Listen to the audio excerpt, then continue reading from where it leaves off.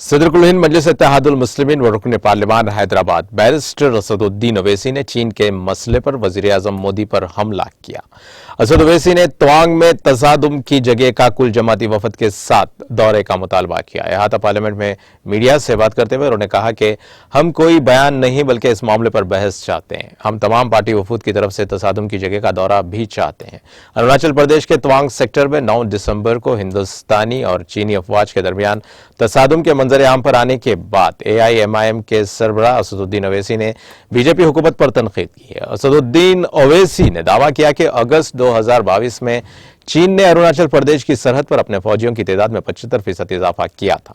असद ओवैसी ने ट्वीट किया कि चीन ने डोकलाम, देसांग, गालवान और डेमेचको के तजुर्बात से सीखा है, लेकिन वज़ीर-ए-आज़म मोदी इस हमले को कभी कबूल नहीं करेंगे और वो अपने मीडिया दोस्तों के जरिए ड्रैगन हमले की मुख्तलिफ तशरीहात देंगे। दरियासना AIMIM के सरबराह और रुकन पार्लियामेंट असदुद्दीन ओवैसी ने इंकशाफ किया कि वो चीन के हमले पर इल्तवा की करारदाद पेश करेंगे।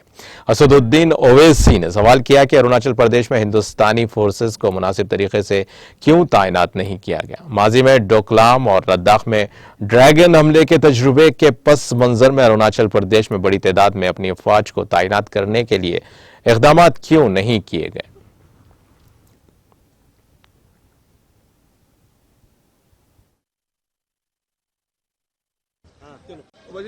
चाइना आपने लगातार ट्वीट किया है और कह रहे हैं कि सरकार छुपा रही है बातों को चीन को लेकर। क्या आप लोग नहीं जानते कि देश के प्रधानमंत्री ने 2 साल पहले क्या कहा था कि ना कोई घुसा है ना घुसेगा? कितना झूठ ये सरकार बोलेगी? देश को प्रधानमंत्री ने सच नहीं बताया और अभी भी डेप्सांग और डेमचाक चीन के पास है। अभी भी 1000 स्क्वायर किलोमीटर लद्दाख में चीन के पास है।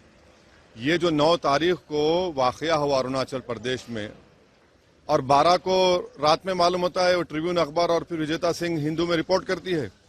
पार्लियामेंट चल तो बताते नहीं, आप बताएंगे नहीं, आप पार्लियामेंट को पार्लियामेंट को आप डाक में रखेंगे, अंधेरे में रखेंगे। और तीसरी बात यह है कि प्रधानमंत्री क्यों चीन का नाम लेने डरते हैं? लीजिए ना नाम आप। आपने तो उठकर जाकर हाथ मिलाया था चीन के लीडर से, देख लिया आप नतीजा क्या निकला। और खुद बीजेपी का MP कह रहा अरुणाचल का कि आकर हमारे बहादुर सिपाहियों को मारा गया, वो अभी अस्पताल में है। और आज छठी बात यह है कि 15,000 फीट नीचे से ऊपर आ रहे हैं वो भारत की फौज पर हमला करने के लिए।